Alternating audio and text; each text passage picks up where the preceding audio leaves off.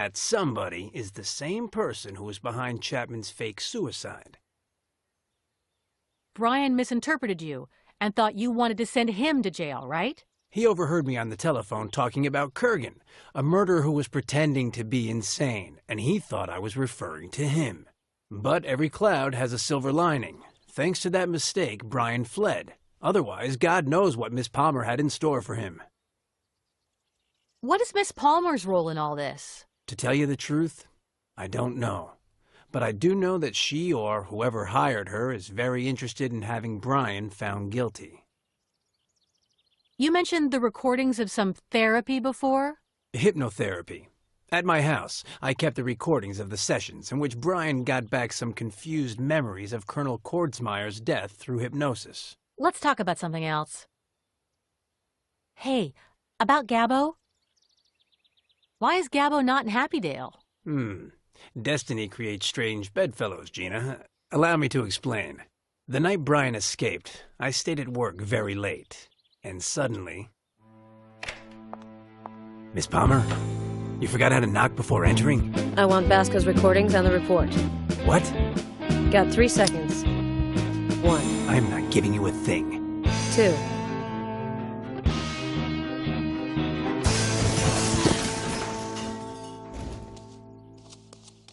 And while you were escaping, Miss Palmer stole the recordings and the report on Brian, right? I'm afraid so.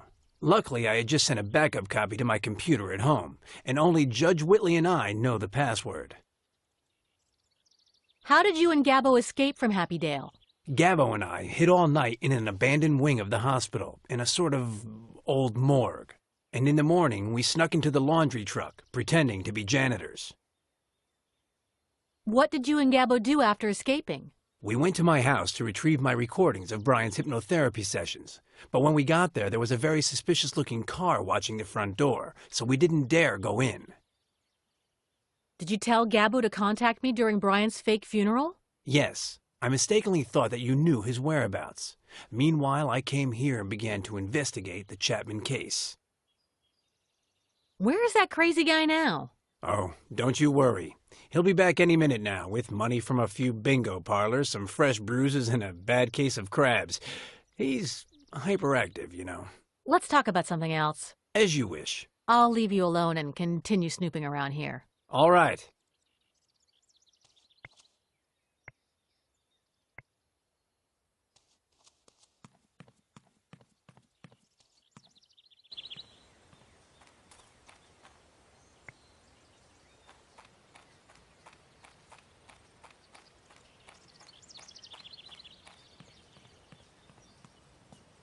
The riverbed is completely dry, but what's that there? Well, I guess now's the time to put my exotic dancing skills to the test.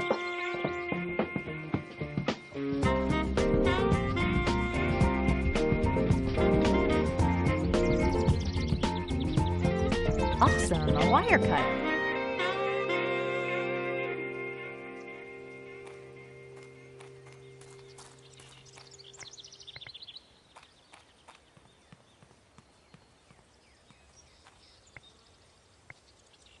Chapman must have used it for storage.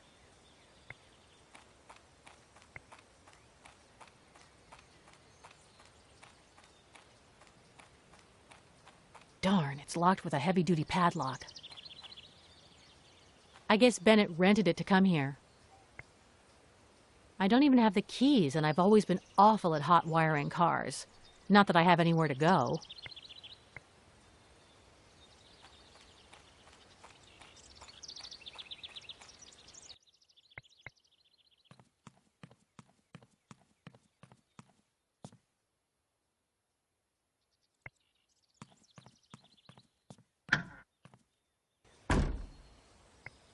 I bet that the fish Chapman caught the day he died. I bet that the fish Chapman caught the day he died. I couldn't cut through the fishing line with my bare hands, and they're too tough to gnaw through. I don't see what good the fish bones would do me, but this will definitely end up coming in handy. There was a similar one back at my folks' place.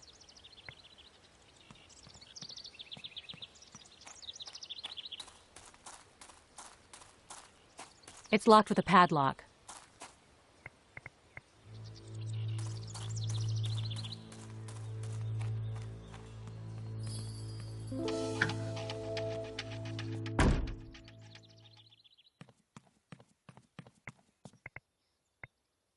That's a great excuse for taking a load off. What's on your mind?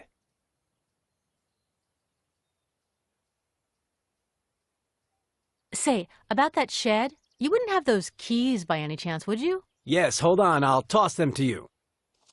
Here you go.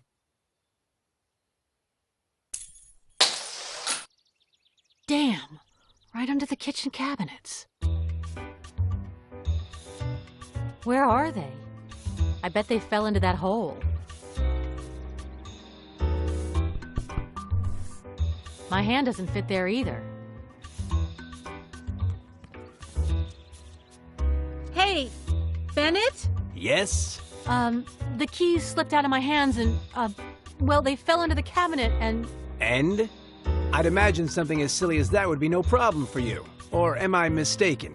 Problem? No, of course. I just wanted to keep you informed. Damn it.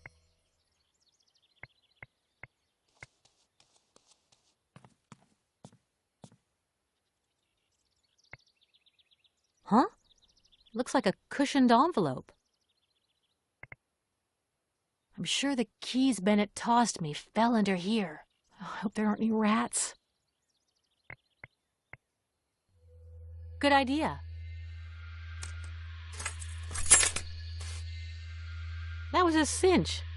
I knew all along I could nab him.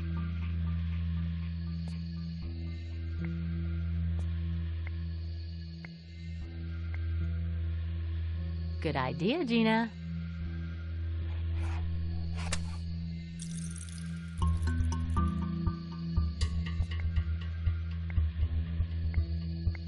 How weird, it doesn't have a stamp.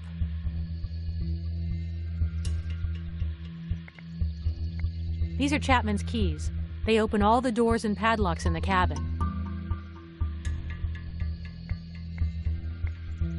It's empty.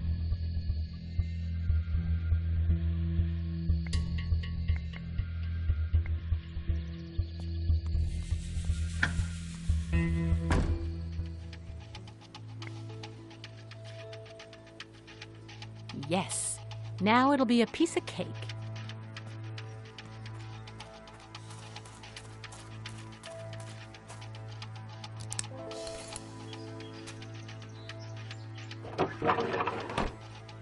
Shoot, it's pitch black down there.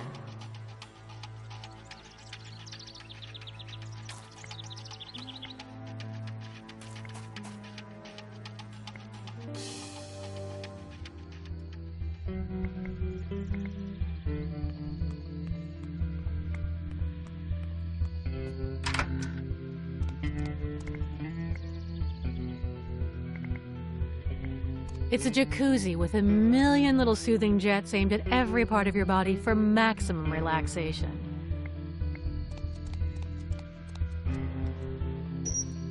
Bottles of shampoo, bath gel, a sponge, that kind of stuff. That's my suitcase. I always keep it in my car with a few changes of clothes, a toiletry bag, and some pajamas. I got used to carrying it around during those years when I never knew where I would wake up. What wild and crazy times.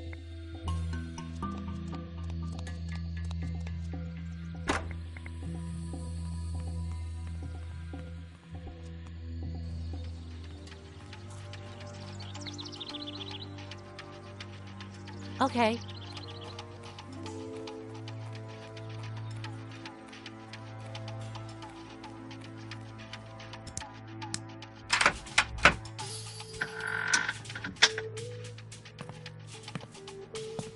Yuck! This is a pigsty. Oh, of course. I forgot. Bennett told me the FBI agents in the military did a full search in here. All the better. Saves me more time. What big eyes you have.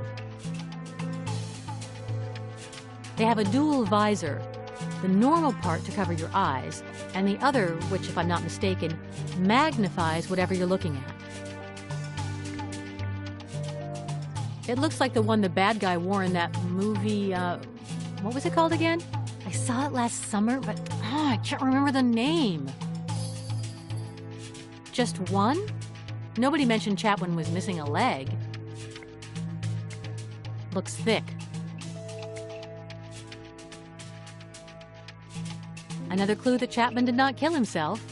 With such a nice rope to hang himself, why would Chapman commit suicide with a gun and stain those hardwood floors? Of course, men do have a thing for, hey, wait. Why isn't there any blood on the floor of the cabin? This is getting more and more complicated. Fishing hooks, wire cutter, been there, done that. There are several things that could have come in handy before, but I've moved on since then. Looks like the county sheriff and Chapman got along really well. This looks like where Chapman prepared the, well, whatever you stick at the end of the pole with the hook, the bait, and all that stuff. Nothing on there will be any more useful than the things I have already.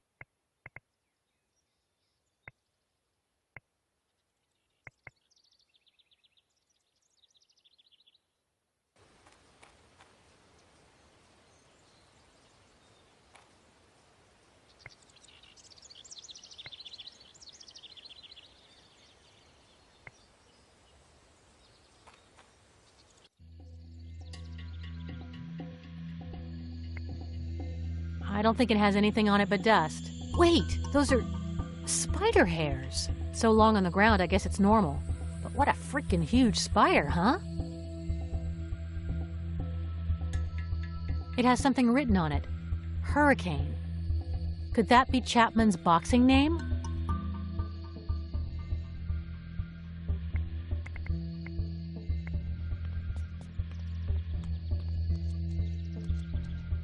What is it, Gina? You'll never guess what I found in an envelope addressed to Chapman. Surprise me. Does it contain some interesting document, perchance? No, no document. What a shame. But it has some tiny little hairs inside. Like a spider's. I grew up in the country, you know, and sometimes those... Spider hairs. I should have known. What? I have to talk to the sheriff. Thanks to the envelope, he'll give me the information we need to prove Chapman didn't commit suicide. You keep searching around. We've almost got it. Okay. Looks like it's my job to find the supposed message that Chapman left for the judge. Get to work, Gina. Now that Bennett's gone, I can check to see if he forgot to search anywhere. Shrinks can be so absent-minded, you know. It's not that I don't trust him. Why can't I get you to trust me? 'Cause you're a shrink.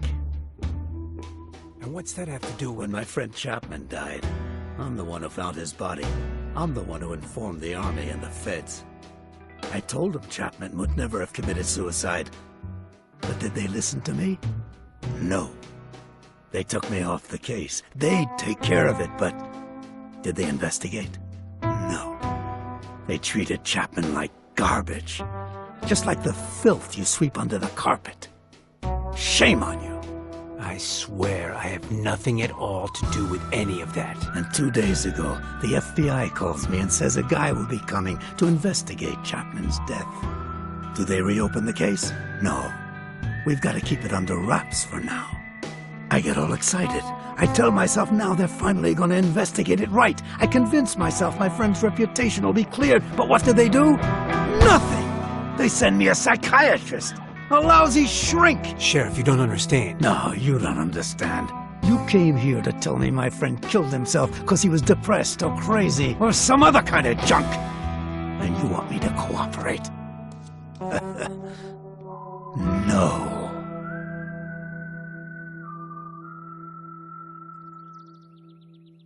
Nothing here either. If Bennett left anything unsearched, I guess I'd have too, 'cause I didn't find anything new or interesting. Who knows? Maybe it would be a good idea to poke around a little more, though. Hey, I wonder how things are going for Bennett with